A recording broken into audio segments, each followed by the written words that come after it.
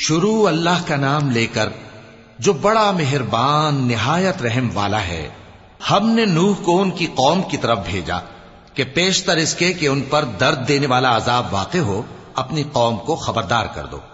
انہوں نے کہا کہ بھائیو، میں تم کو کھلے طور پر خبردار کرتا ہوں کہ اللہ کی عبادت کرو اور اس سے ڈرو اور میرا کہا مانو، وہ تمہارے گناہ بخش دے گا اور موت کے وقت مقرر تک تم کو مہلت عطا کرے گا۔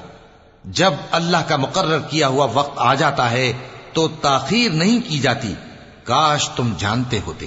جب لوگوں نے نہ مانا تو نوح نے اللہ سے عرض کی کہ پروردگار، میں اپنی قوم کو رات دن بلاتا رہا لیکن میرے بلانے سے وہ اور زیادہ گریز کرتے رہے۔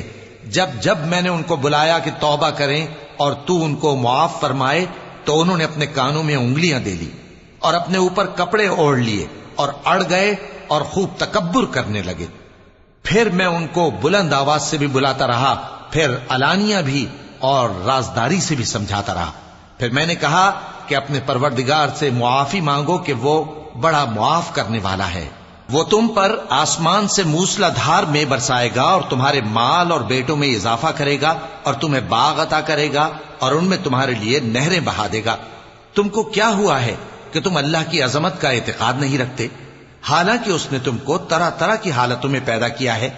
کیا تم نے نہیں دیکھا کہ اللہ نے 7 آسمان کیسے اوپر تلے بنائے ہیں اور چاند کو ان میں روشن بنایا ہے اور سورج کو چراغ بنا دیا ہے؟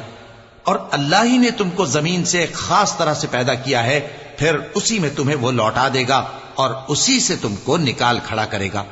اور اللہ ہی نے زمین کو تمہارے لیے فرش بنایا تاکہ اس کے بڑے بڑے کشادہ رستوں میں چلو پھرو۔ آخر میں نوح نے عرض کی کہ میرے پروردگار، یہ لوگ میرے کہنے پر نہیں چلے اور ایسوں کے تابع ہوئے ہیں جن کو ان کے مال اور اولاد نے نقصان کے سوا کچھ فائدہ نہ دیا، اور وہ بڑی بڑی چالیں چلے اور کہنے لگے کہ اپنے معبودوں کو ہرگز نہ چھوڑنا، اور ود اور سوا اور یغوث اور یعوق اور نصر کو کبھی نہ چھوڑنا۔ اور اے پروردگار، انہوں نے بہت لوگوں کو گمراہ کر دیا ہے اور تو ان ظالموں کو اور زیادہ گمراہ